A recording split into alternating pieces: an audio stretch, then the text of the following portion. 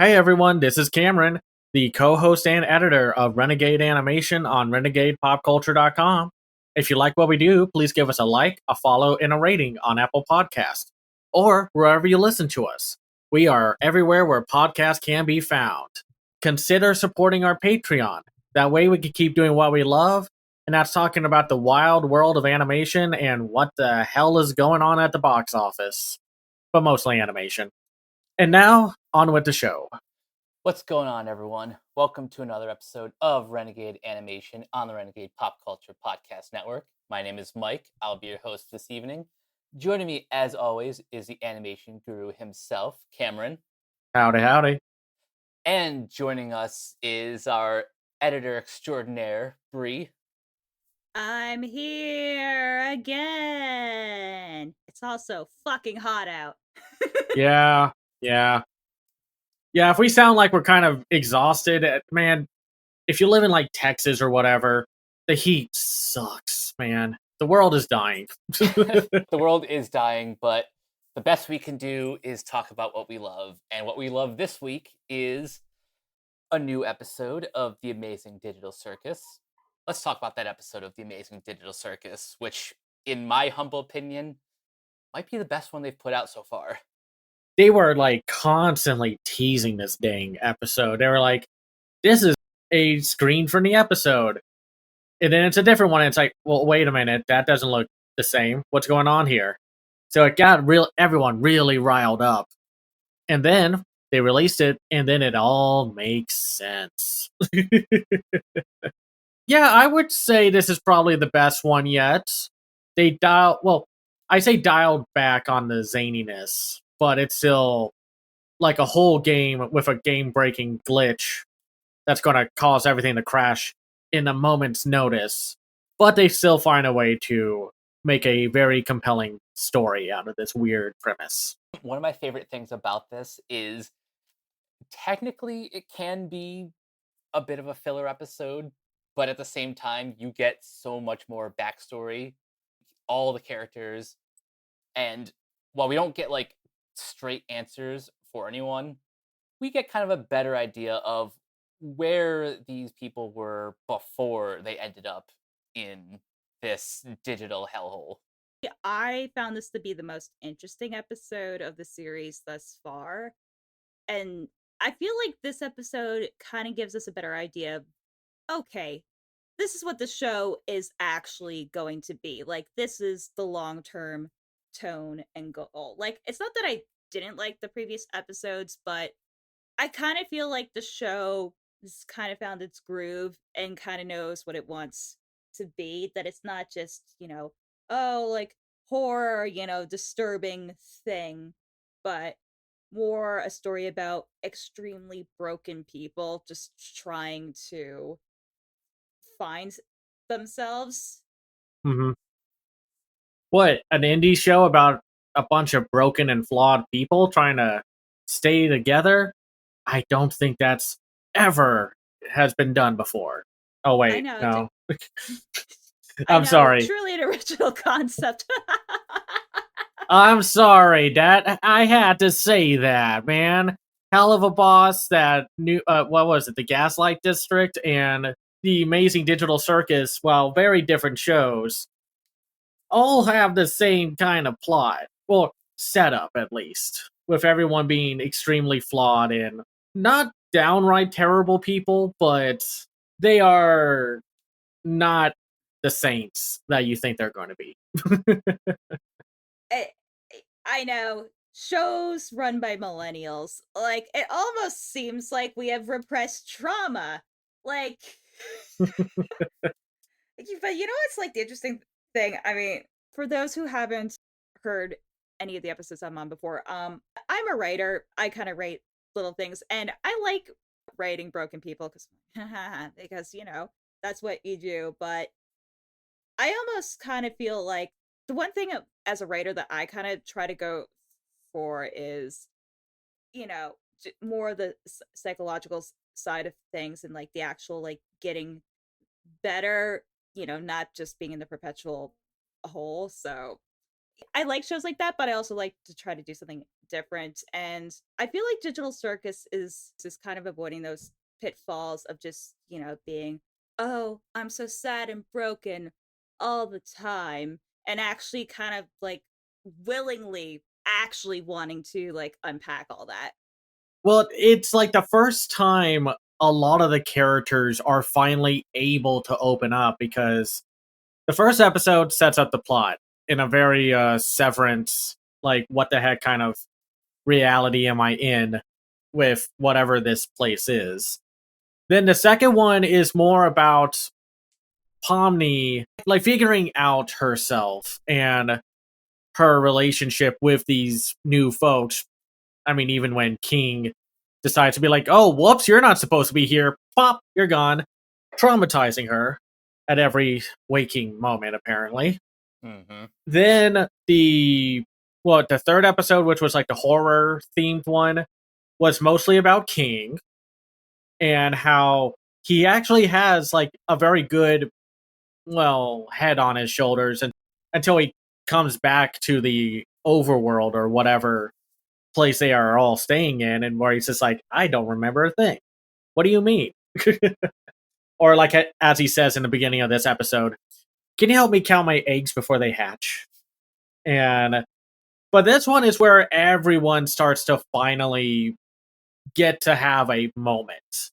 Because in this one, for those, and I don't know how many people have actually not watched the episode by now. I mean, look at those viewer numbers. They all get back from some unseen seafaring adventure, and they're all just like, fuck. So they're like, King, how about we do a suggestion box kind of thing? What do adventures that we want to do? And it sets the machine in motion of Jax being extremely pissy. I mean, he's always extremely pissy towards everyone, but it starts to really lay the groundwork of what is actually going on with him. Yeah, I think Jax is the main reason why I love this episode so much, because this is the first time where he's actually starting to lose his composure. And the results are at some points fun because Zoobles just gets to mess with him. It's like Zoobles and Kane doing what they can to just humiliate him. But then we actually start to see him opening up more, forming a genuine connection with Pomni, which Ragatha is not very happy about, but that's because she has her own baggage to deal with. You asked us in a group chat, whose episode was this? I would say it's a 51-49 split, where Jax gets more of the development this time, where it really focuses on him and why he is such a jackass towards everyone. Because obviously he's the I'm hiding my pain, or whoever I may have lost, by laughter and being extremely cynical towards everyone in this whole situation. Where Ragatha is, you just find out why her constant optimism may be a metaphorical mask of dealing with a not so great house life or home life in the human world. And Zubul, you get to learn a little bit more about her. They still get not as much time under the sun. It seems like, no offense to Gooseworks or anything, I think they made this character to play them and to be like, well, thank God I don't have to actually do much in this episode, because I'm going to conveniently write them out of the episode or say why they're not going to be in this adventure or whatever. But I do like that they're actually focusing on them. On top of the greatest, the most complex character of them all, the guy who disappears every time he's about to speak. The baseball gag. Like, at first I was like, oh, that's weird. It's like a lot of glitches I've seen when I was a QA tester. And then the baseball sequence where he's about to sing the national anthem. Oh, Sane, can you see? Just gone. Just... And honestly, so topical. Yeah. A little too topical, maybe. Yeah. Like, Hey, the timing was timing. incredible. Oh, man, that happens all the time in art. It's just going to be. Nobody predicted the future. It's just, weird. This moment in time is very coincidental. Apropos. Exactly. And this might have the best animation of the bunch. I mean, like, they've all had good animation, and they run on that, like, early 90s CGI clunky video game look with their animation. But Kane is so expressive as a character, even though his eyes are hidden inside his mouth. And it's like everyone gets to shine here. Even the little creepy Bubble, who is just like, tell Daddy Bubble what's your what's messing what's going on, Yeah, Kane. yeah, low key, the best character. Yeah. God, Kane's just like, well, what's going on is that don't talk like that. It's like I'm losing control of these people.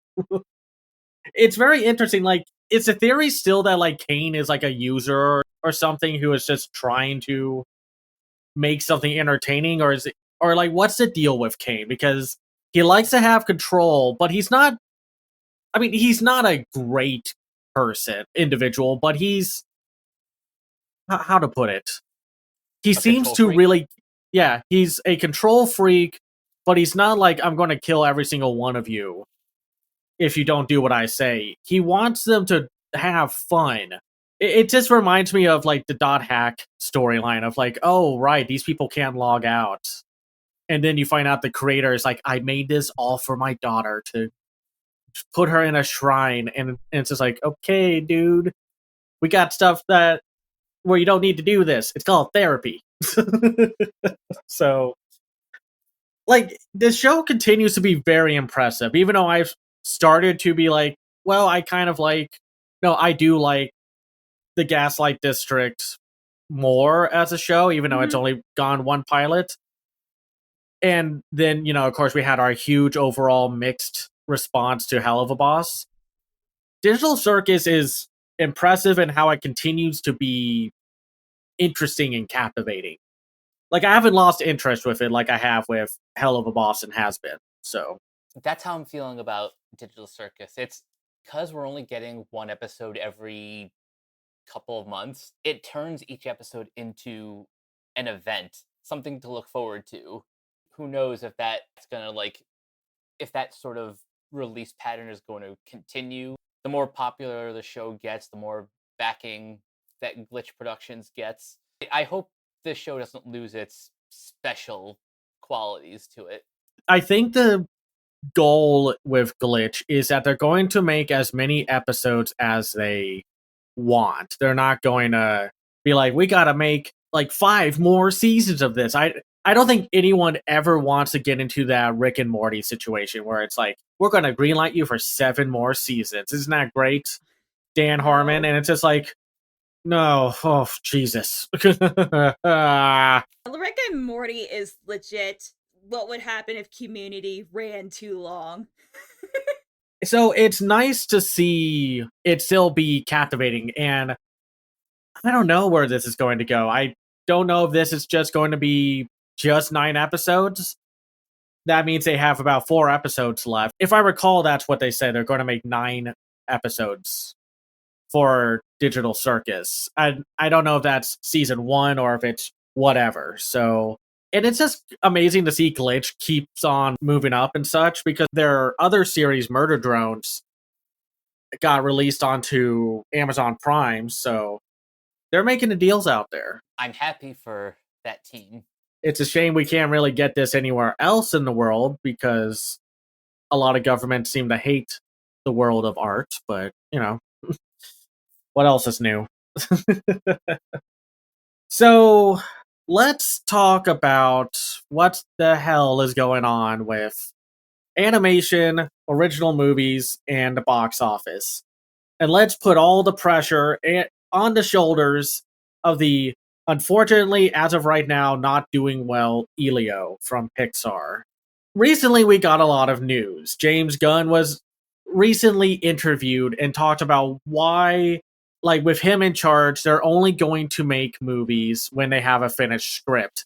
A wild concept, apparently, to some people. And like did other things like snap back at people being impatient about like, where's my Batman 2? I gotta have my Batman. And it's just like, you have like what 70, 80 years, almost 100 years of Batman material that you can't watch. Anyway, a lot of this like focus was put on James Gunn talking about the fact of why so many movies fail and why the Marvel machine has basically crumbled. Well, not crumbled because I'm sorry, I know a few. Mike and I have a few mutuals who are just like don't say the Marvel Cinematic Universe is dying. It's not dying, and it's just like I don't know, dude.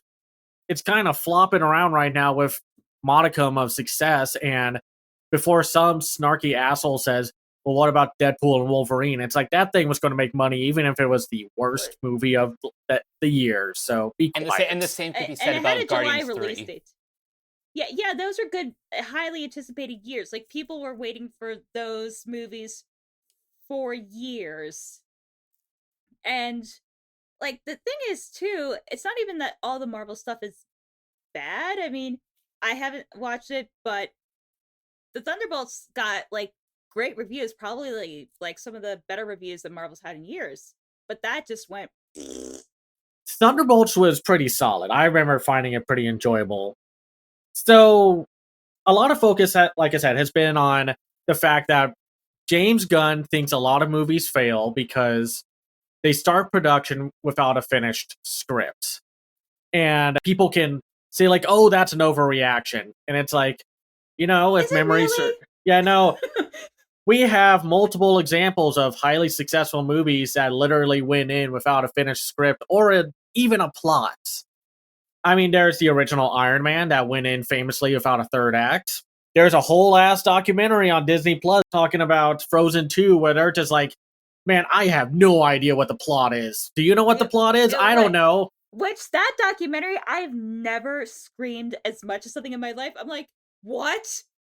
What? You didn't figure emotional crux? I'm like, this is what would be like if the Sweat Box was like released, but they were like so proud of it. I'm like, no, this makes you all fucking look bad. Like, why are you saying this?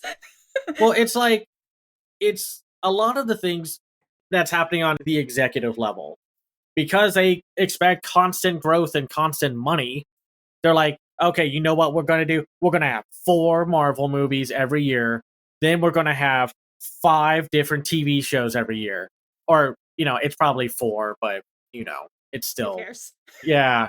The point is, they've basically said, we're going to churn out this stuff even if the script isn't ready. And yeah, for some reason, Blade got the merciful killing that it probably deserved, at least for this version, because apparently they are maybe bringing it back, but still.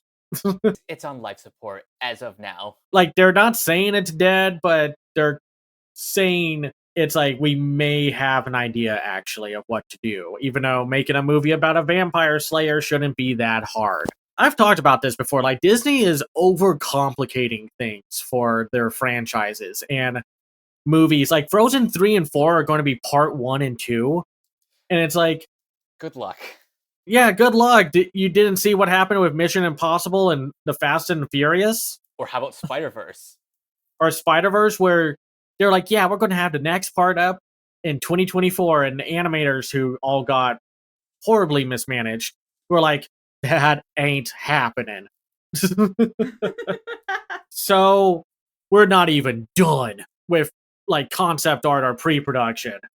It's like that Game Grumps moment from about Sonic Boom. It's like, what are you doing? We had to push the game out yesterday, but I haven't finished the graphics. All I have is a picture of this hedgehog. And that's what it seems like with a lot of Disney stuff recently. I'm not going to say it's been like happening since 2010. What I am going to say is I think it happened right around 2018 to now, where some of these movies feel like, and unfortunately they have dripped into Pixar as well, where they do not have coherent stories, or a plot that actually works. Like Ralph Breaks the Internet was one of those movies that upon rewatch was like, I It can't gets believe objectively worse. Like it does. Like first you're like, oh, that was fun. And then like the more you watch it, the slowly but surely like you get super duper pissed. Like, who fucking approved this? I Well, have been afraid to watch Ralph Breaks the Internet. Like, Wait, you haven't ever watched? let me clarify. Since its theatrical release, I have been afraid to rewatch. just you don't want those good old memories to be soiled and such, because it's funny how that whole movie's like the original movie's premise is you're not going turbo, are you? And how that's bad. And yet the whole plot and goal of the movie is for Penelope to go turbo outside of her own game. Even though the whole plot of the movie is to fix her own arcade cabinets. And then, of course, we know about Frozen 2, where they went in not knowing what the plot was. And it might also explain some of the more wonky story beats of other films, like, say, Raya and the Last Dragon, or... I mean, and I liked Encanto, but I'm not going to deny that there maybe were some moments where they could have used a little more time in the oven and such. Strange World was just... I mean, I like that movie a little more now, but it's still a very big disappointment. And then, of course, we can't really talk about Disney movies without talking about the two recent disasters of Wish, which had a way better idea in the concept art than what we actually got, Unfortunately, and deleted scenes that would have added actually more personality into the plot. And of course, Moana 2 starting out as a TV show and assumedly getting stopped halfway through, or at least a third of the way through, for them to turn it into a movie, which really freaking shows that it was supposed to be a TV series. Disney has fumbled the ball no matter how much money they make. Money is such a short-term victory because they're losing money on Elio right now. So sorry if I don't count making money as saying a movie's a hit. Yeah, it's like, what's happening here? Is it just the fact that they want to push something for every quarter or every year that is killing them? Or like, what's up with Disney right now?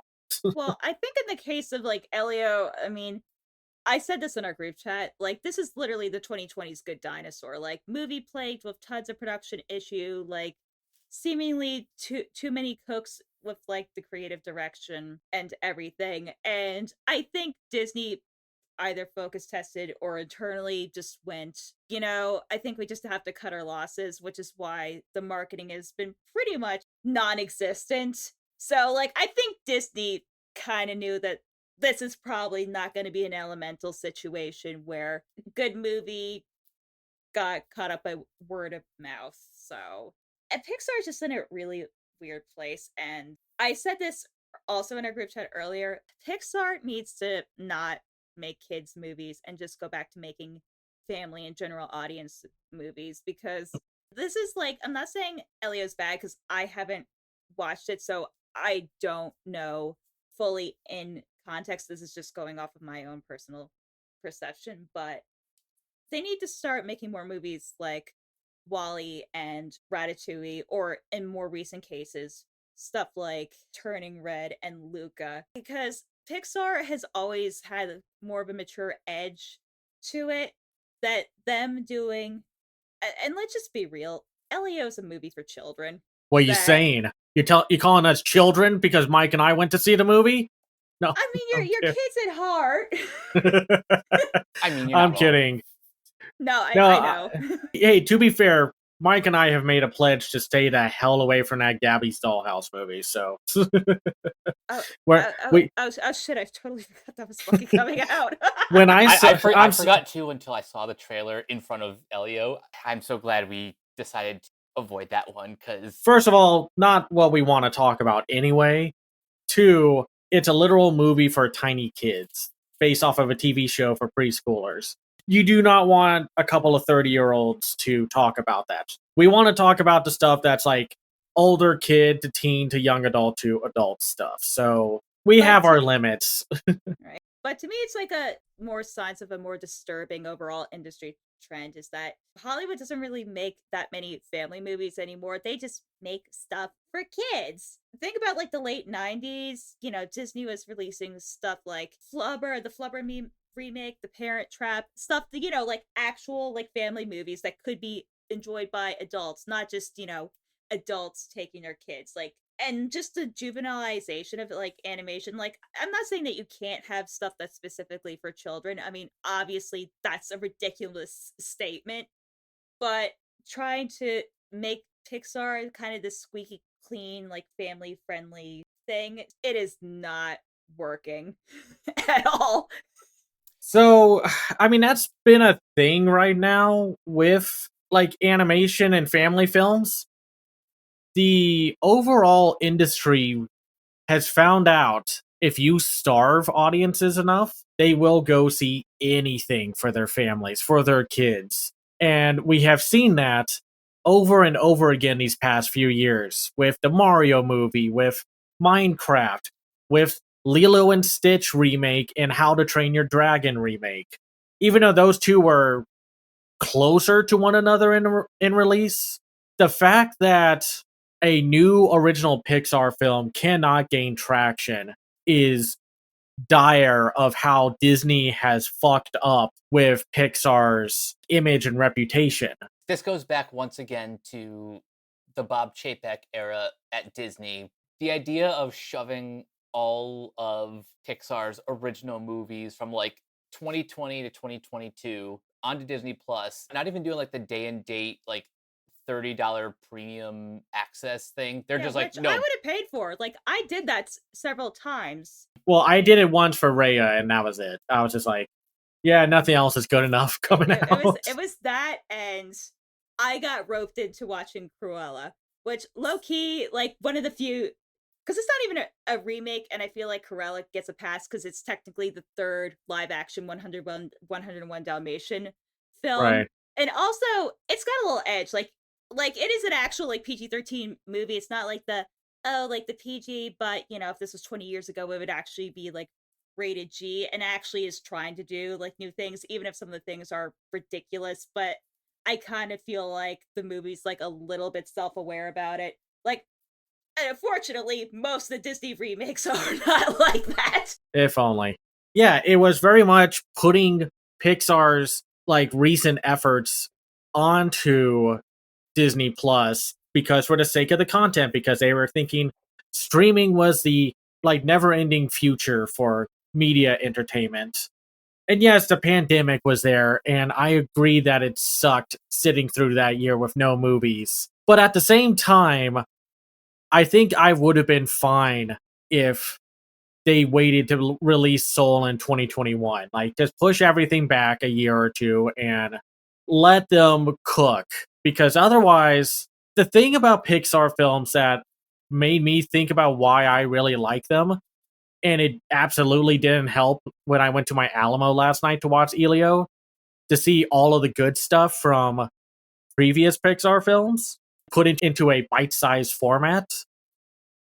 Yeah, Pixar films are heavily reliant on the identity and personality and personal connection that each director brings to the story, which shouldn't sound so far-fetched since, Mike and I talked recently about the Goofy movie and how, what's his name, Jeffrey Katzenberg was saying like, okay, if this is just a Goofy cartoon feature format, okay, whatever, fine. I don't need this. Where's the heart? I gotta have the heart. Show me the heart. And talked about how he's like, well, I'm going to go on a road trip, like to hang out with my daughter because we haven't really connected in a while. For all the faults, that was his idea. And that's why Turning Red was so good. It was Domishi putting her whole identity into Turning Red, where even like Mike and I had a guest on for the episode. We talked about that movie, and they were like, that whole scene about the mom ambushing her daughter to bring maxi pads for her. It's like, it's not realistic. And it's like, I'm like, have you ever been with a teenage girl or like a previous teenage girl, like right on the edge? No, honestly. And Domichi also said that actually happened. So it's like, Yep. and Luca was about the director's friendship, like from like the past and such. That's why I think Lightyear didn't really connect with people outside of it being a weird, wonky idea. Also, they were selling that movie. Like, they couldn't decide. I'm like, okay, so this is the movie that Andy watched in like 1995. I'm like, this is like not 90s at all. Yeah, no. That's a problem. If you're gonna say you're a '90s pastiche, you got to go all the way. It needed to be the Buzz Lightyear of Star Command style tone instead of being more modern with its premise. Yeah, they had to be as cheesy as hell.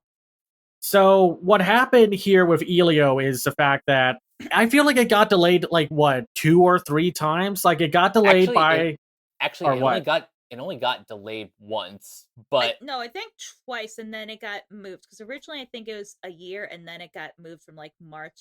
From what I recall, it was supposed to come out in 2024, and then the writers and actors strike happened, so that got pushed back, and then they're like, okay, you know what? We need a little more help to make this the masterpiece it needs to be. So they delayed it again. And then halfway through 2024, they're like, by the way, we got new directors for this movie. Bye. And it's like, oh boy, okay. Not an instant red flag. This shit happens all the time. Okay. I feel so bad for this movie. I want more original movies to do well in theaters. I don't care for the most part about the end product of it being good. I just want people to be supportive of not just the superhero movies, the live action remakes, or whatever. Or to at least be more consistent with what original movies y'all are willing to support, because Sinners cannot be the exception to the rule this year. I'm sorry. Like, it's my favorite movie of the year, live action wise, but I cannot abide by people saying original movies are back when y'all won't go see original movies. exactly. And like the narrative, because that's the whole thing of Sinners. Like, I mean, obviously racial context has to be taken in there, but like the studio's pushing so hard, so back that wait, a movie that didn't cost $300 million and needs like $1 billion to break even did well. Like, this is how it's supposed to be, and that putting all your chips in the middle, it's kind of a bad idea actually. But speaking of that, just to kind of minorly backtrack a little bit to the Disney Plus stuff, because the crazy thing is those 3 movies, I feel like they would have easily made like 500 million like each. Like, I don't think they would have been like anything to the extent that Inside Out 2 was, considering like the environment that they came out. But Turning Red is the one that kind of just floors me, because you have like 2000s nostalgia, you have Billie Eilish and Phineas O'Connell, like magical girl transformation movie, and they just put it on a streaming service. By 2022, we were on the other side of the pandemic. Like, for the most part, yes. We could have had that movie playing in theaters, and it would have done minimum 450, 500 million worldwide. Exactly. Because of what you said, like the 2000s nostalgia, the phenomenal soundtrack. This would have actually been a pretty sizable hit had it been allowed to have a standard theatrical run. And then they're like, but you know what we are going to put in theaters? Lightyear. Baby, that's going to be the money maker, honey.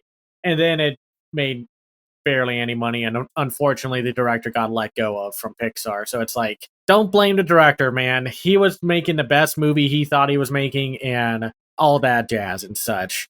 And unfortunately, another thing that I feel like Disney has done more of in the recent years, and I don't know if this is fully right, it's just an assumption, it's a theory, a guess, an educated guess. Disney has been more hands-on with what kind of stories come out from Pixar. Even though if I was Disney, I would say, you know what, y'all do what you want. I think what happened with Elio and this story about a young boy who gets abducted by aliens and through misunderstandings is made the representative of, well, as the movie says, Earth.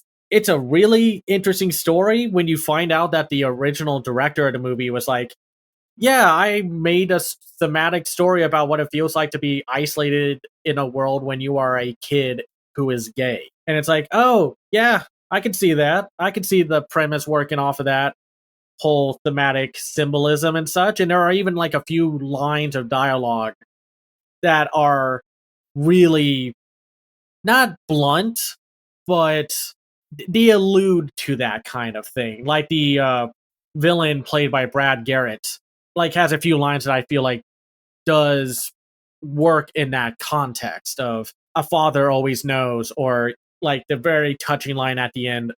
It's like, I might not fully understand you, but I love you with all my heart, which is a really nice, sincere moment.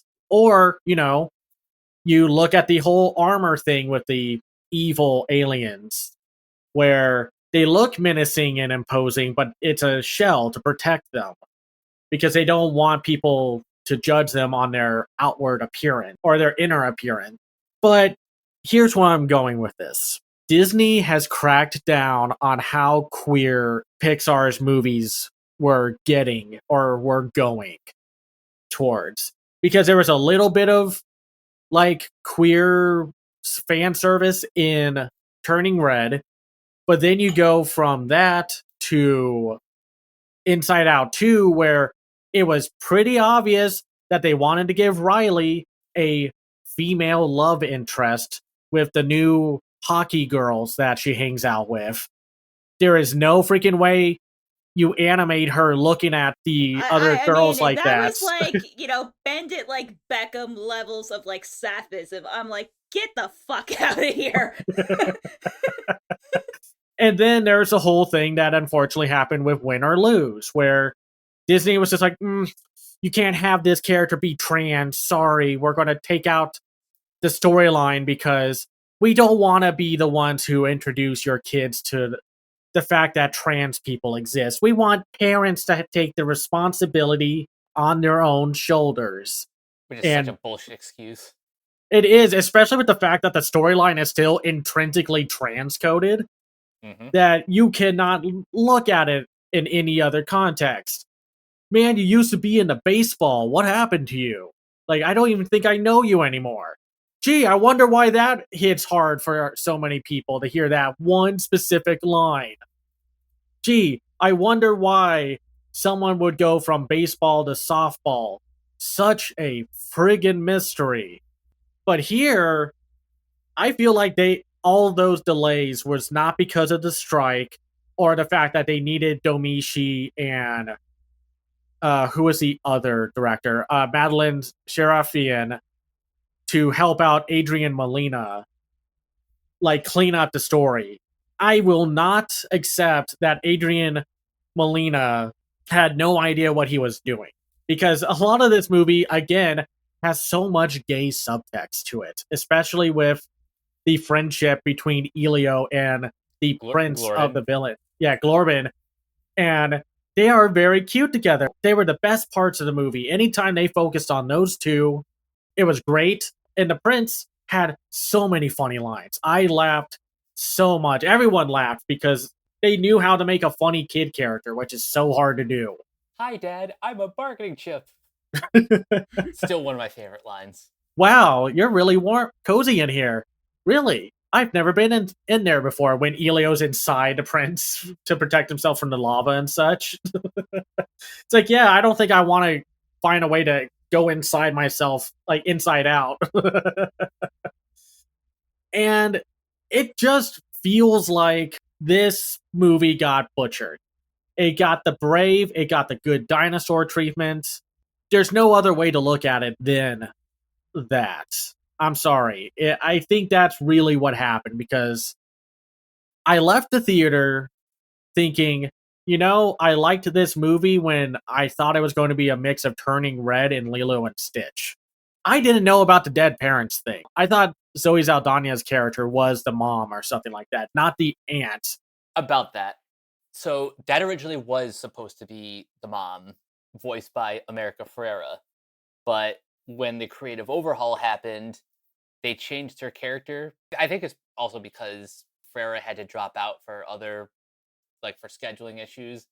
So they changed the character from the mom to the aunt, and that's when Zoe Saldana stepped in. Still, they made some adjustments, and turning Olga from the mother to the aunt, it's not terrible creative adjustment. It's just they don't really explain what like exactly what happened to Elio's parents, just something bad happened. I guess they died in a car crash or something because they had to take out both of them.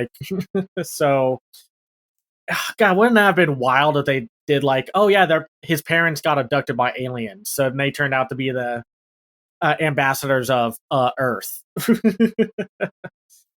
But instead, we just get like a half-baked Lilo and Stitch situation where, as much as I like the two actors who play Elio and the aunt, I don't think their chemistry was as strong as they wanted it to be. I feel like it would have hit harder if it was a mom instead, like a single mom dealing with the fact that the husband died or something happened. Like Disney can do non-dying parents. Treasure Planet, for all its faults, was just like, yeah, the dad was a deadbeat and ran off. It's like one of the few open Disney movies that are like saying like, yeah, deadbeat dad, that happened. It just doesn't quite work. It needed to be a better familial connection.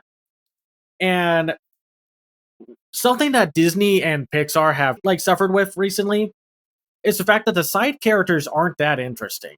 Like you get all these big names for the aliens for the intergalactic UN, and they don't really matter. Neither do like the human characters. And I feel like that really suffers there. Like it should have been tighter, but it wasn't. Like Mike, what do you think? Like I know you saw this movie twice. So. Yeah, I did see this movie twice, so I did enjoy it quite a bit, but I will concede the best characters, the best dynamic between characters is Elio and Glorden. Everyone else, there is a large list of supporting players, but they're not in the movie enough to really make that like deep of an impression. Theoretically, they're all fun, but there's too many of them for any one to stand out.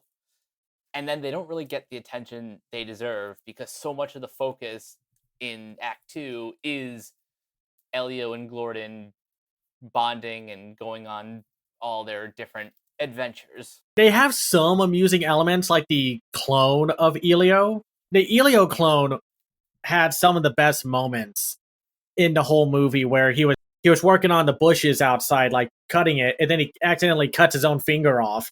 He's like, oh dear, let's put that back on.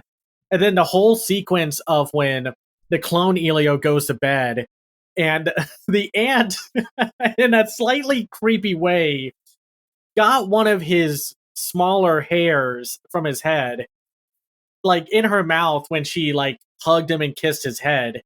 Like everyone was like, whoa, what? When that happened. And to see the hair inch back like it was like a piece of flubber. There were so many little moments of horror in this movie that were really funny. But Mike, what did you say that Pixar should do about this? I need Pixar to do like a full entry level horror film because there's scenes like that, Glorden's introduction, which is very alien esque. And then there's a scene where Elio and Olga are trying to, I guess, break into the army base to retrieve like a spaceship. So they have the clone Elio like do some distraction. He's like getting all deformed and stuff, like, help me. And Yeah, it starts melting.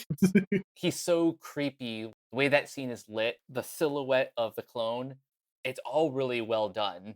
And that's one thing I do appreciate about this movie is I think this has some of the best use of lighting in a Pixar movie. It could also be very funny. I did like a few of the jokes. I don't think it's as funny as Turning Red was, but like there was a moment where the ambassadors from the alien UN are like, "Hey, Elio, what's going on here? How's the plan going? Can you hurry up? They're pointing their guns at us." So you just see this huge gun come out and just be pointed at them. Or again, the Earth line is very funny.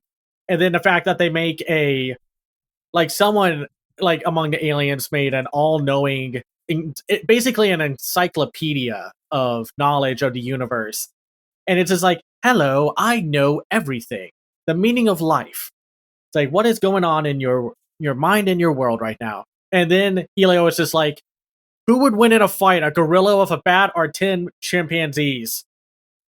Nobody really wins if they actually get into fighting. And you had the gorilla. And I liked a few of the animation details, like when you are with Brad Garrett's character, Lord Grygon. He doesn't have just like an evil throne. He has henchmen that form the throne that he sits on. And of course, there's the little distraction part where the one alien played by Jamila Jamil is like, I'm gonna predict and guess what number you're thinking of. And it takes like forever, and you can see like Grygon just being so impatient with the whole situation. And it's just like, your number is 7. And the alien's like, wow, oh my goodness, that was amazing. And or like, oh, what's his name? Brendan Hunt, who y'all would know from like We're the Millers and Ted Lasso. Oh, as Melmac. as Gunther Melmac. I was thinking he was going to be in the movie more, just as the one conspiracy theorist who was actually right about alien connections and such. I did like the punchline where one of the boys that Elio meets, it's like, don't worry, I got this. We're going to call a legend to help us out with this. And it turns out it is Melmac. And like, there are good moments in this movie. They're sprinkled way too far and thin between all of the very generic sci-fi stuff. I don't know what it is about Pixar. Outside of WALL-E, they cannot handle sci-fi storytelling. I don't know what it is about them. That was the weakest part about Lightyear, when Lightyear was supposed to have the big thematic, do not focus on one goal in your life because time will pass and you'll lose the ones you love. But sci-fi just doesn't work out for them for some unknown reason. I don't get it with Elio. It's hard to really comprehend just how much they fumbled in that specific genre when WALL-E is one of It's like in a perfect movie. One of their masterpieces. The only Disney animated movie to make it to the Criterion Collection. For good reason, too. So, what is it about sci-fi? And I don't know, maybe Disney is sanding down the edges and such, where they really just do not want anything edgier than a PG rating in their movies or in their dialogue, even though that's what makes Pixar great. It just feels like a story that had its edges sanded down to being very generic and forgettable. With the exception to the fact of what happens at the very end of the movie, when you get to the end credits and you see a teaser for the next original movie coming out next year in March, Hopper, which is about a beaver, even though why are you calling it Hopper when it's about a beaver? I have no idea. And the fact that Elio brought back the animated bloopers that Pixar used to do all the time for their early movies. Stopped around, Finding Nemo, I guess? Yeah. I do agree with Bree that Pixar is not good at aiming at just one general demographic. Like, for kids, there's nothing wrong with making something for kids. But if this is what your for kids results are, you're not going to get an Oscar for this movie nomination for this movie, man. So not that that's the end all be all, mind you. It's just at least Elemental had the core idea of it's a romance movie. It's like Pixar's first fully fledged romance movie. I think moving forward, Disney Animation, like the flagship studio, they can be the ones who do like family slash leaning young, like towards younger children. Pixar should really start considering like young adults as an actual demographic I mean, because everyone should. I mean, fuck, anime is like one of the most profitable things on the planet, and those stories are primarily made for like 12 to 16-year-olds. exactly. Exactly. And anime is so like successful right now. Like in a year where Disney tried to be like, this is our 100-year anniversary, Wish died on the vine. It lost them so much money. They've lost, I think, about $2 billion or $3 billion during that year. Ooh. Whereas G Kids raked in like $10 million for The Boy and the Heron and then took home the freaking Oscar. Yeah, it's like, Kids are just kind of sitting there pretty.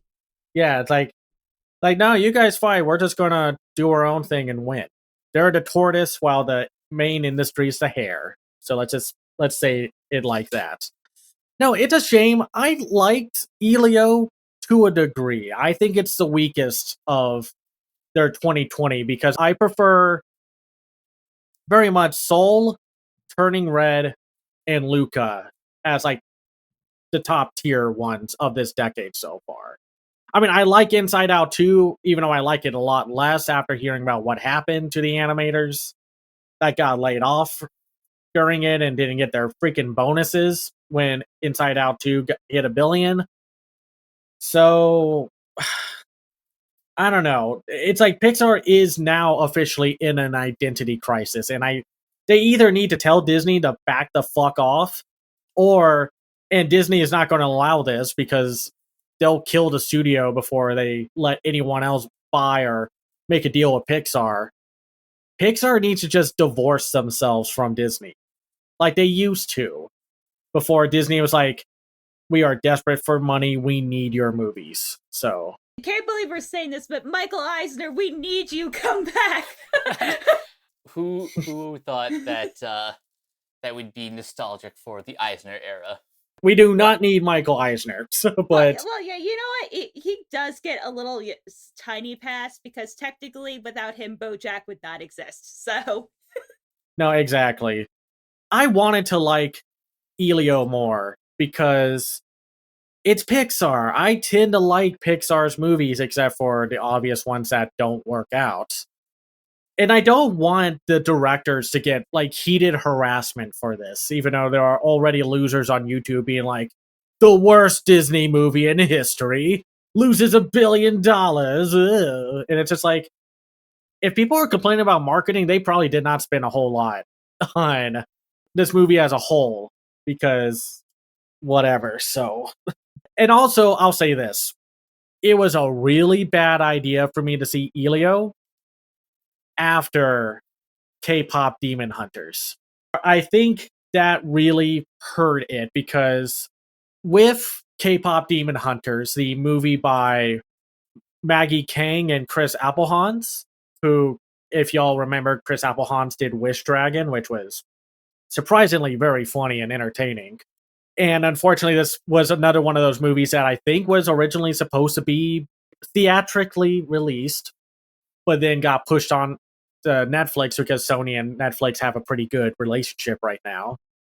You know, we'll see you in August fixed. And my point is, with K-pop Demon Hunters, you watch that movie, and there's like a whole identity around it. It is South Korean to its core, and it does not care if it alienates you as a non-Korean audience goer, even though Korean pop culture is very big right now. So I don't know why you would feel alienated. It's like the whole excuse I heard from people who didn't want to see The Blackening. Because it's like, well, I'm not black. How can I enjoy this? And I was like, man, I was in a theater full of black and white folks and like everyone in between, and we were laughing our ass off. I don't think anyone missed any of the jokes and thematic commentary that was going on with The Blackening. just saying that you're not the right race to enjoy this is so stupid and It's obviously so dumb because so many things in pop culture is like, you know, appropriated from Black culture. So that's fucking bullshit. Country music, like everything. I'm like, you know, you're bigoted, and let's just, you know, be honest with ourselves. Talking about K-pop, one of the biggest music genres of, I want to say, at least the past like 7 years, because I know this is after Gangnam Style blew up in 2012, but I would say like from 2018 to now, K-pop has been outselling a lot of other genres.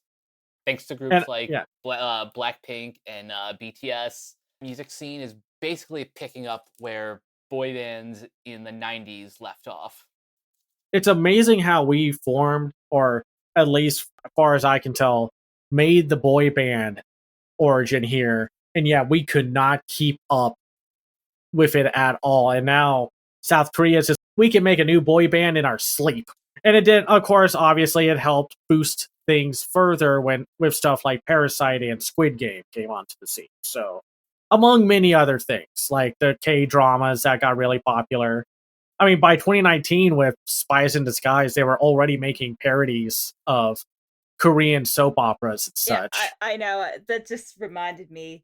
My mom, when we were growing up, she was obsessed with this Korean drama called The Emperor Wengun. And like the joke was, it was on like our local, like, I don't know what it was. It was like an Asian American like affiliate. It was just like a weird like public access channel. But the Right. joke was, this thing has like over like 100 episodes, and they aired it multiple twice, and she fell asleep on the last episode, so she never saw how it ended. Oh no. And it's like impossible to find. Like I found like one DVD. It was like $400. It's like an early 2000s like K drama, but it's like a historical drama. But again, this was like 25 years ago. Oh, that sucks. Again, so we go from Elio, which tries to have an identity, but ends up with really no identity outside of a lesser Pixar entry, to KPop Demon Hunters, which is like oozing every inch, every fiber of its being is South Korean culture. Like from mythology to folklore to pop culture and such. Everything here is inspired by South Korean culture. It is unapologetic about it, and that's why this movie works. It does not care to try to dumb it down for anyone. I mean, maybe it's a little more like approachable than other things, but man, I've watched so many foreign movies and shows. The culture and where it's from is not the barrier. What, you don't remember girl groups or boy bands and such? You know about those. Of course. And I love the premise of obviously these three guardians from way back when, like, protect South Korea and the world from demons. And of course, they turn into what would be the modern day equivalent of music idols, were, you know, pop idols. And the villains being the worst thing that could happen to another K-pop idol group. A new K-pop idol group shows up. And Like this movie is like very like self-aware. like that is the Like most painfully so. that is like the most brilliant story decision I think that makes this movie work, because it also leads into what I also think really works about this movie. Our three leads, Rumi, Mira, and Zoe, are chaotic, horny little freaks.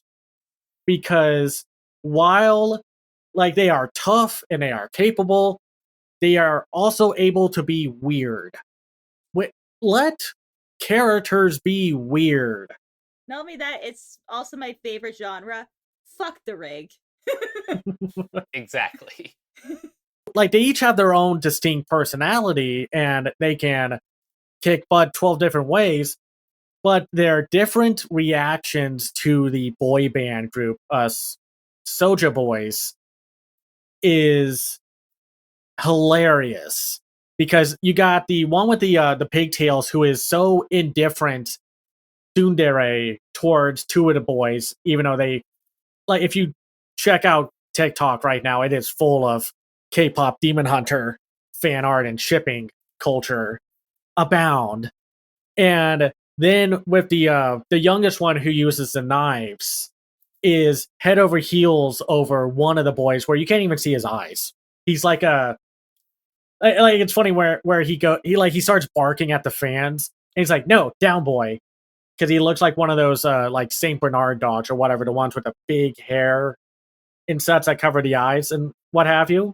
She is a horny little freak for one of them because he's like, I'm going to kill those guys and shove their good looking chiseled abs into Can their we just face. talk about the abs like Sasha Boy?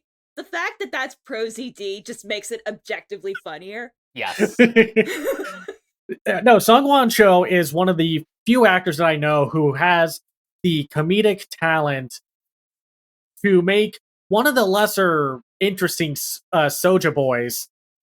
Like, yes, his whole personality is abs, but he will layer that on thick, especially with the gags in this movie. That this movie is a delightful cornucopia or taboki pot of visual gags, especially with the fact like when they do the fan signing, the abs boy just does that thing where you like rub a pencil across a hard surface to make a texture work, and it's just abs, like just selling pictures of abs. Like this movie is funny. It is funny and it has everything. It has visual jokes. It has meta jokes about the pop idol industry. I think it's very fitting with the fact that all the Soldier Boys don't really have personalities because it's always going to be in every boy band situation.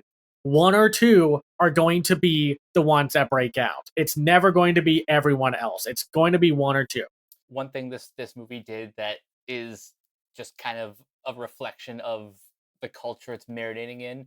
It's already kind of getting ahead of shipping culture by in universe. The fans are shipping the two leaders. Rumi Yeah, I love and, it. They like flew on that like on a fly with on shit. Like damn. Well, it helps when like one of the fans that shows up that goes to Rumi and Rumi and Ginu. Are you guys fighting? Don't worry, I believe in you too. And she's already wearing a fan shirt of them shipping, and they're weirded out by it. And I'm sorry, it's like there are so many ways to talk about K-pop Demon Hunters, and like the animation is on Oh my point. god. Like I know some people were worried that it was going to be just generic CGI animation, but of course it's Sony Pictures Animation, the forerunners of experimental animation among the big studios. They were going to do the faux stop motion limited frame rate, but highly expressive CGI models with like 2D flair and such. And the three women are so expressive. They have baked in anime style expressions. Like anytime they freak out or like get like pumped up or ready and such, or how they react to everything. Like this whole movie is full of stuff like that. It is so it's like some of the best CGI animation of like the year so far. Like the thing that kind of took me aback is that you look at it, it doesn't feel like CGI. Like your eyes are saying, like, yeah, it is, but it doesn't fall into that weird trap of when people try to do like the limited animation style that a lot of TV anime do, where it's like so choppy and it Right. just there's like some uncanny feeling. Like even though like they're not going full 24 frames a second, like everything's moving, like everything's fluid. It doesn't do like that weird motion blur that some CG does sometimes. Like technically, like this is like I'm like, how did they do that rig? And like, how did they do that? Because especially if you're doing like expression changes, that shit is hard. Like, because I don't know if they switched in between models or if they had like a face replacement, but that shit is hard to do. Like, you have to have a certain level of expertise to be able to do that. And I love that we just do a full expression thing, a face change, that it's more like 2D animation versus like, okay, we're just gonna try to push, the rig together and like contort it in weird ways that it feels 2D, but like not really actually. Well, it's like back in 2012 when Hotel Transylvania was getting made. Genndy Tartakovsky was pretty much saying like, "Hey, I want to make these move like 2D characters." Well, they're not made to move like 2D characters. Why not? Well, that means you have to break the rig. And it's like, yeah, I'm going to break the fucking rig then. And that's why people like those Hotel Transylvania films, because those rigs are getting torn asunder by the animators. And I mean, this is why the girls are so fun, because if you're going to animate them and make them horny little freaks, you have to give them big, expressive animation. That's something that, like, I think a lot of US animation like has issues with. They want the characters to be appealing and attractive to look at. When, to me, like, at least as a 35-year-old, someone who has a quirky personality or sense of humor about themselves, who is going full Adam's family, like, who gives a fuck about what they think about me? I'm going to be my true honest self, for better or for worse. That's appealing. And that's what makes these three appealing. It's like when you watch The Road to El Dorado, it seems like the characters were held too tightly constrained with wanting to be attractive looking, even though they look very cartoonish and such. Here, it's like, yes, the Soulja Boys look super hot. Yeah, have you seen Korean culture with how they treat beauty? Of course, they're going to look like the most algorithmically made hot guys. You get a piece and an archetype for every hot guy stereotype you get in this movie with the Soulja Boys. Yeah. And they even let the much. Soulja Boys be weird and funny. Like Genu, he's not like super strategic and sinister. He's like he was the exact opposite. I was like, oh, he's just gonna be mustache twirling, and it's like, no, actually, he has a personality. Huh? Do that? yeah. Well, it's like some people I think some studios forget that they can do that, where he's just like, well, Rumi, we'll meet you again, and then he almost slips in the bathhouse. He's like, we'll meet again. Ah! Or like how awkwardly he's trying to be an expressive host to that game show that they were in, where they were drinking hot sauce out of baby bottles and such, which, yeah, you could say like, well, a game like that wouldn't exist. It's like, man, I saw a Japanese game show where a bunch of celebrities like pray to whoever's god is listening to whatever they're biting down onto is made of chocolate. It's like a whole room full of items made of chocolate, but you had to be like, well, is this shoe chocolate? Well, no, I just bit into a shoe and I look like a jackass on TV. So, like, those weird, quirky game shows, like, yeah, it's a stereotype, but those stereotype and like archetypes come from somewhere. There's one character that I want to put a spotlight on. Daniel Day Kim voices Healer Han, eccentric doctor. My God, and then his eyes, like, I see. No, I don't actually. You're quick to respond and too easy to try to please everyone. And she's like, no, what are you talking about? You guys would have told me that if I was doing that, right? Then he did try with the other one who was just like, you look at me, I'm going to kill you. He's one of those sham influencer, like medicine guys, where, yeah, he gives them a bunch of those liquid shakes or whatever, and it turns out that they're just grape juice.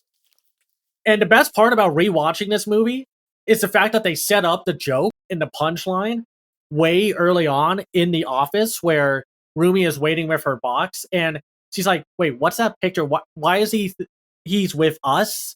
And then you see that it's like a piece of tape, like a taped on picture of, or cutout of the doctor put onto the frame.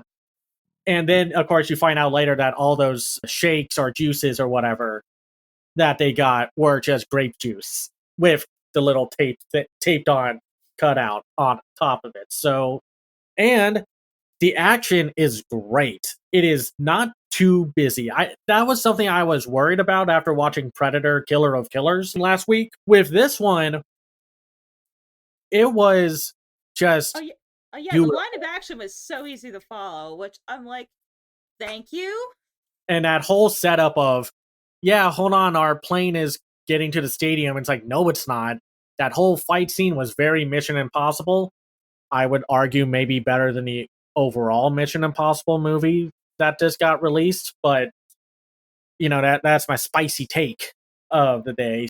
But I think we forgot the most important characters of the movie. The movie would fall apart if they were not in this movie. That Raven and Cat duo. I know. I'm like, I swear to God, if Netflix doesn't have a plush of either of them by the end of the year, I will be really pissed off. By the way, you want to know what the name of the tiger is? What? Derpy. Ha! For real?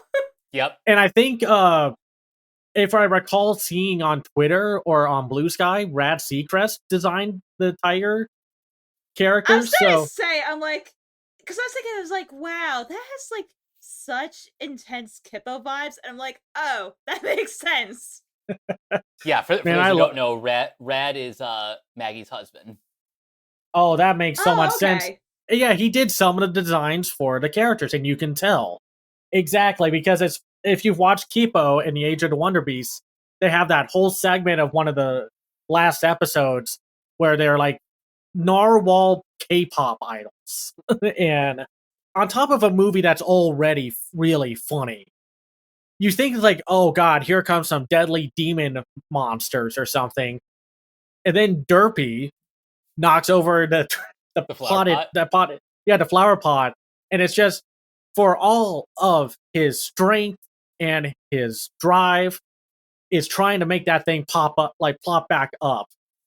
And then like when you see them later, he's about to go vanish because one of the other KPop Demon Hunters is coming in from Huntrix, and he sees the knocked over trash bin. And it's like, what's going to happen. And then there's that whole moment when Rumi and Chinu are talking, and she's just like, so what's with the crow with the little hat? And it's like, well, I tried to make this hat for Derpy, but the crow keeps taking it. And like the demon designs are so much fun. You can tell that they are drenched in folklore from South Korea. Very South Korea to its core with the monster designs.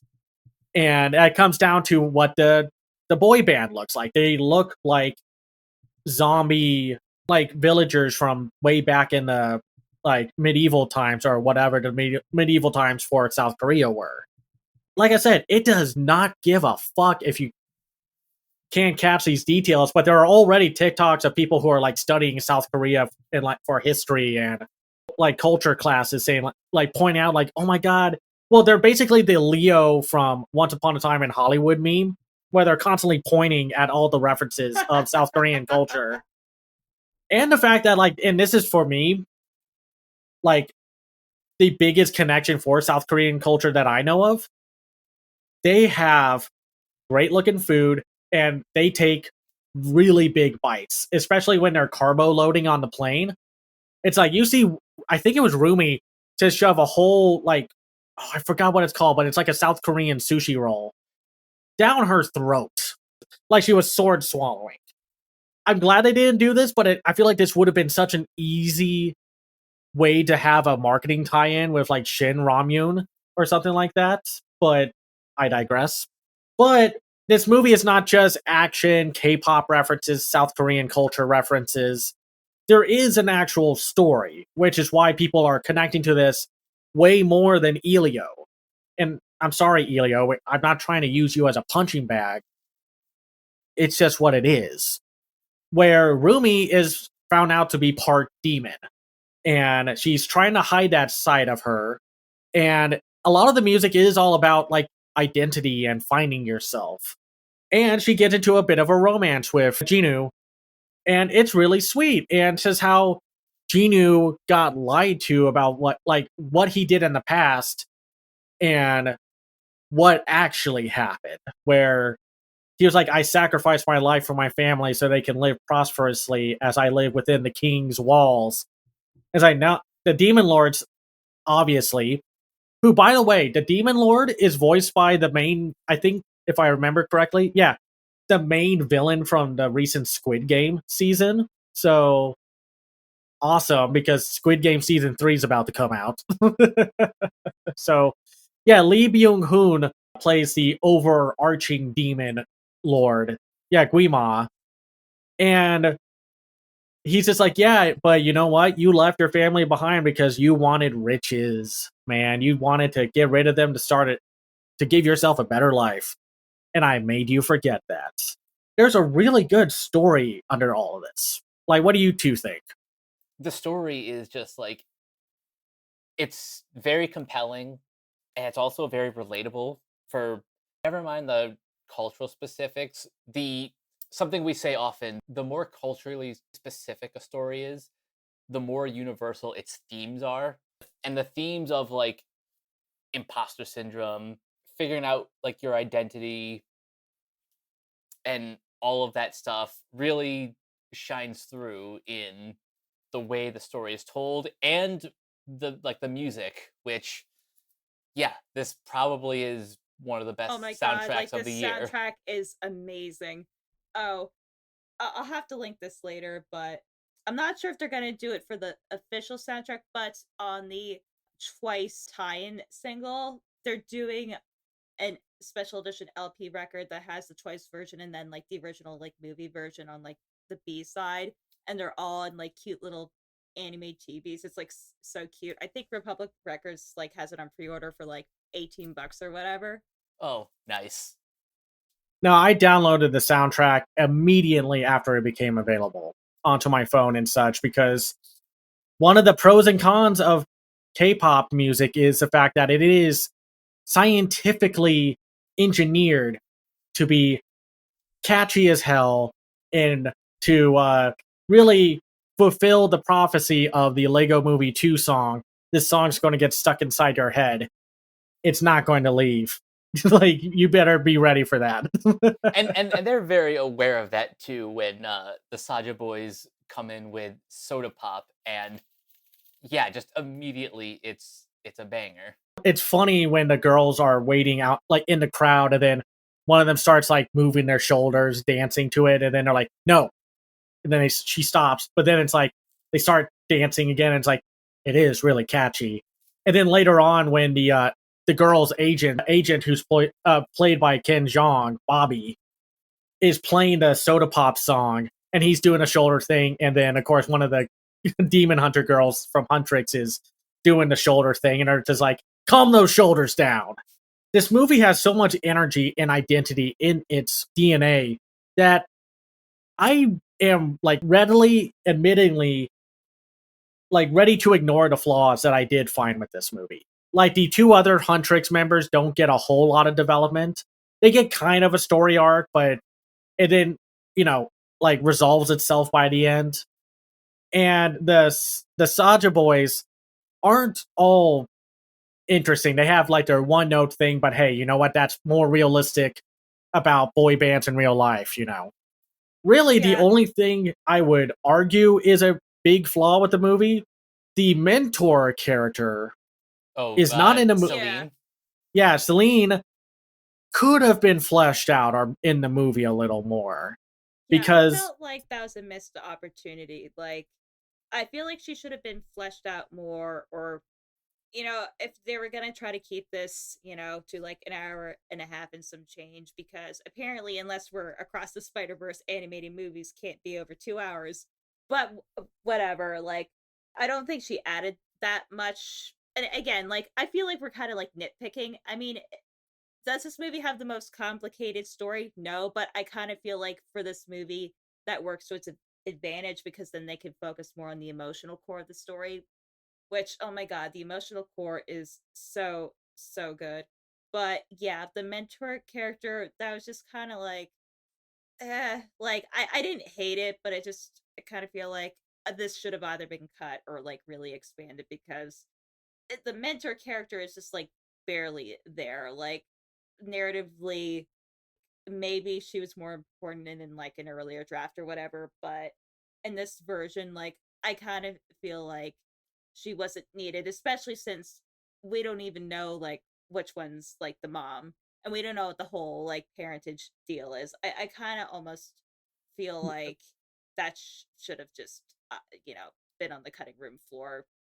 The problem is they do the thing of telling, not showing, with the backstory for Rumi, where she was a result of a human falling in love with a demon. But we don't know who the demon is. And I'm sure there are going to be fan theories all over the place about who the demon was. But it's like we're told that, not shown it. The mentor shows up twice when, like, in the story proper. And at that last point, there's no like real consequence of, yeah, you gotta hide your true self. And it's like, but my true self is part demon, and I can't hide that anymore after my romance with Genie. It's like it's a great scene, but it would have hit a little harder if the mentor was actually part of the story more. Yeah, Right. maybe she could have either worked alongside Bobby as like a co-manager, or I don't know. As much as I enjoyed Bobby's character, that role could have been filled by Celine. I know, like I kind of felt like she needed to be more sort of like Jerry from like Totally Spies. Like that should have been more her thing because as her character is now, like it doesn't make as much sense. And I agree with you, Cameron, about the telling, like not showing. Like I almost kind of feel like if they were going to reduce it that much, Rumi should have just had a line where it would be like, "Yeah, I this is like my shame that I grew up an orphan or like whatever. I've been a demon, but I'm like supposed to hide it. Like I can't show my true self. Like I feel like it would have been more impactful if like that self-loathing just came from her and not just the mentor saying, "Oh, you have to hide yourself. Like you're a monster. You have to be fixed." Like I get what they were trying to do, but I feel like if they wanted to go that route, they needed like an extra like 10 or 15 minutes just to kind of set stuff up or just be like, you know what, guys, just rework it. Yeah, just focus on the hot demon boys, like for as the whole thing and such, or set it up in a sequel, and they could easily make this a franchise if they wanted to. I Oh, would I rather. hope that they do. Yeah, like one of the friends in like one of the writing groups I'm in is saying, "Is this like almost like a backdoor pilot?" And I'm like, It feels if it like it to a I certain wish extent. it is. Like, I don't think that was the intent initially, but it kind of comes up like that. But I would be heavily shocked because I'm sure this is doing insane internal numbers on Netflix. It's been number one like since Friday. Like, obviously, South Korean pop culture has a stranglehold on Netflix. That's like one of the reasons you keep your Netflix. And it's like it's doing very well. I would have loved to have seen this on a big screen, Netflix and Sony, but whatever. Who knows what exactly happened here? Because this is probably around the same time that the pandemic was still there, but it was starting to wind down. And then Sony was just like, you know what? The Mitchells versus the Machines did really well on Netflix. Let's put it on Netflix. Yeah, that was the whole thing because I don't have the exact numbers, but Mitchell's versus the Machines did very well. And again, this is like grapevine, but may or may not be the reason why Netflix animation, in terms of like movies, kind of did a little trajectory in doing less internal stuff and more purchasing third parties. Again, this is allegedly, but I remember when it was happening at the time, talking to some industry folks. But yeah. It's a shame because I would have loved to have seen this on the big screen. This probably would have done numbers like the Taylor Swift tour did. Yes. Because K-pop is really big right now. It could have easily at least done 500 million, maybe more if you want to count the overseas markets and such. it's so good. And like I love the cast. Like Arden Cho's really good. An Hyo Sop is awesome as Jinu. Mei Hong as Mira is a lot of fun. Ji Young Yu is also really good as like Zoe. Yujin Kim as Celine for the little time that she has is solid. Joel Kim Booster plays the romance Saja, which I love Joel Kim Booster. Put him in everything. He's great. And of course, we saw Sungwon Cho. And Ken Jeong is actually probably at his funniest in this movie. I haven't seen that of him since, oh, what was it, Mike? That Glenn Keane movie, Over the Moon? Yes. Yeah. Yeah, and like, Ken Jeong's like a really good voice actor because it didn't even like sound like him. Like he actually, puts his whole bussy into it. Not a word I'd expect to hear on the podcast. No, I love his manager character. He's likable and he's never like doubting the girls. He is what an ideal manager would be. And I know there's like a whole hell of of issues with the K-pop idol industry and such. Mike and I have talked about the pop idol industry in Japan. We know exactly what's going on behind the scenes, but it's partially poking fun at how the pop idol industry works in South Korea, but it's not the entire focus, which it wasn't supposed to be. It's about Rumi's journey of self-discovery along with Jinu realizing that what I'm doing is wrong. And I love their chemistry. That like one of the best romances of the year so far is them. 100%. Like to me, it was like shades of like Inuyasha and like Kagome, like the forbidden romance. I'm like I like it now, but oh my god, like 12-year-old, 12, 13-year-old me would have absolutely lost their shit. I am worried to go to Tumblr and see what kind of stuff KPop Demon Hunters is doing on there, because I know those ship wars are going to be a fucking firestorm to go through. Oh, it's gonna be nostalgic. I'm like, oh my god, like I can't wait. Like how much on AO3 is gonna be populated in the next few weeks. I'm like, me likey some trash. Yeah. Well, and like again, like the visuals of this movie again, they are self-aware about how hot these guys are, especially with what was it? Which one's the youngest one again? Is it?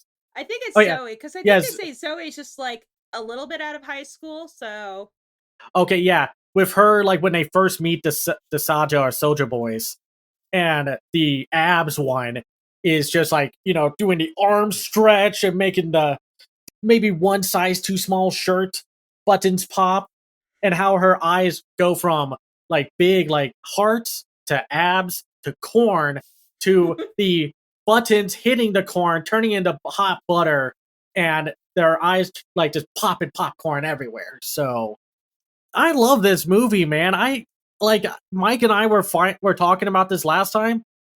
We are finally fucking eating with animation, like feature animation here. And I hate the fact that it's like, what's next on the list? Smurfs. Fuck. Like, I totally forgot that stupid ass Smurfs movie's going out. I can't forget it because they show it in front of literally every fucking movie I've been seeing like this summer. Like I saw the layout of what's coming out for the rest of this year in terms of animation and like family entertainment. It was the Gabby's Dollhouse. It was whatever superhero stuff is coming out, and the Smurfs movie. And they started playing the second trailer, which isn't as bad as the first one, but it's still obnoxious as hell. Like that. Talk about like at least Elio had a lack of marketing. Smurfs has way too much marketing. They want that thing to be a hit because they paid Rihanna a whole lot of money and they want to make that back. So, also, here's the thing too, and I hate that I say here's the thing all the time at podcasts. I'm like, I need to find a different bad catchphrase. yeah. But honestly, we need to let the Smurfs die. Does anyone, in all honesty, even give a fuck about the Smurfs anymore? Like, except like executives. I'm just being like brutally honest. Who It's either nobody's got it. clamoring for executives these or cameras? Andre the black nerd. Because I Yeah, think no, he's I'm still one of the sorry. biggest Smurfs fans. Dude, are you going to actually be honest about how you feel about this movie, or are you going to let the nostalgia take over? Anyway, let's get back to K-Pop Demon Hunters. This is like my second favorite animated movie of the year, probably my second favorite movie of the year next to Neza 2. What studio is going to distribute that Neza 2 movie? Come on now. It's so good. It is probably Netflix's best attempt, maybe get an Oscar nomination this year, because Oh yeah, for the sure. the field is open because it's not going to be great this year. And it's like you have to get through a lot of crap and waiting just to get to the bad guys 2. And then whatever Zootopia 2 is going to be, but who knows how that's going to be with Disney's current productions pipeline. Even though I'm hoping for the best. Again, I might not like all of these movies, and I'm annoyed with some of them. I hope they are good. I hope. Same. Because who wants to walk into a movie theater and be like, well, that sucked? Go buy the soundtrack. Go watch K-Pop Demon Hunters. One of the best movies of the year. Oh yeah, totally goated. Like I still can't get over that. And Oh, I was saying this pre-show. I also do a podcast with my friend Gio about quote unquote bad movies called Late Crap. So I watched K-Pop Demon Hunters and the Rainbow Bright movie like within 24 hours. And K-Pop oh, Demon Hunters and Rainbow Bright, they don't have identical plots, but like oddly similar plot beats. So that made the experience so much better. not the rainbow. And then it's like literally blows up. Like homophobia causes her to explode. Oh, there's one other thing I have to say. I was making a joke at like the start of the movie, the turn the frog gay joke, and then literally right after I say that, a frog appears on screen. I'm like, are you kidding me? And Yeah, and so, also, no, I have to say one other thing. Just to, I'm sorry because I can't get over this. So in like Rainbow Bright, like the little, I guess puffball characters are called sprites, and there's like the main like one that hangs out with Rainbow White is like white and it has like a really annoying like high pitched voice. You want to yeah. know what that sprite is called? Is it bad? Well, I don't know. It depends on who you ask. Hold on. Let me look this up. Rainbow Bright, the movie. Let's see here. So Rainbow Bright and the Star Stealer. Is it freaking Twink? Yes. Okay, because I was thinking it was something much worse, and it's like, oh, Mike and I see this all the time with anime. That's not as bad as someone saying like, what would be a British slur. So we're not going to say it. So yeah. But anyway, that's really it. I'm sad that I didn't like Elio more. I mean, I liked it. I still want people to see it just for the sake of letting original movies get released in theaters. But really just like watch that, but also really watch and get hyper obsessed with K-Pop Demon Hunters. So absolutely. Yeah, like that is just like my new thing. Probably for the foreseeable future. Because you know what? I like this movie. Like fan me 5 out of 5. Critic me, if I'm being honest, 4.5 out of 5. But I feel like all the nitpicks or stuff that's kind of like, maybe that could have cooked just like a little bit longer. The highs are so high that I feel like it doesn't like matter as much. Especially, oh my god, that finale. Crap. Finale is it's amazing. it's like dynamite, and it's like it's tragic, but it's also sweet and like what probably should have happened. The only reason that K-Pop Demon Hunters is not number 1 is because nothing's going to beat Sinners. At least not yet. Oh yeah, like that's me. Like number 1 Sinners, number 2 K-Pop Demon Hunters. Like it's not even a discussion for me. Like nope. You know what? I have fed well. I'm sure I will enjoy other things. I know I'm not going to hit this high again. When I watched the screener for K-Pop Demon Hunters like a day before it got released, I was like, oh my God, this is going to be amazing. And I'm going to be mad that Netflix is so phobic towards theaters, which I know why they are, but still. So, anyway, next time, because this episode's running long, if it all works out, Mike and I are going to talk about Rock is a Lady's Modesty. So until next time, first of all, Bree, thank you for joining us once again. Where can everyone find you online? Well, again, thank you for having me. But if you wish to follow my misadventures on the internet, you can follow me on Blue Sky at crazylemur.bsky.social. I'm also on Instagram at lemurs1. On both platforms, I will post art, ramblings, my podcast, Play Crap, which you can find on all streaming platforms, YouTube, Spotify, Apple Podcasts. Basically, all of them have it. So if you want to hear a more positive discussion about good, bad movies and just kind of talking about movies as a whole, except the Scooby Doo episode. That one we're mad at, but otherwise, positive discussion about movies. And even if a movie kind of comes out of the oven a little bit wonky, you can still find joy in it. So if you want more positivity in your life and just hear two nerds just geek out about movies, please give it a listen. And Cameron, where can everyone find you? You can find me on Blue Sky at Cam's Eye View. I have my own website called camseyeview.biz where I review animated films and shows from around the world called The Other Side of Animation. I am a contributor to Media Magpies, your new one-stop shop for pop culture and media conversations. I also have a Patreon at patreon.com/camseyeview. That's where you can find me. And you guys can find me on various social media sites at Captain K42. You can check out my quick thoughts on letterbox.com/CoachK42. And you can follow Renegade Pop Culture on Facebook and Blue Sky at Renegade Pop Culture. You can also find us on YouTube, on Podchaser. Consider supporting our Patreon at patreon.com/Renegade Pop Culture. Listen to all of our podcasts on Spotify, Apple Podcasts, or wherever you listen. And last but not least, everything can be found at renegadepopculture.com. You need to escape, so do we. That'll do it for this episode of Renegade Animation. We will catch you guys later. Peace out.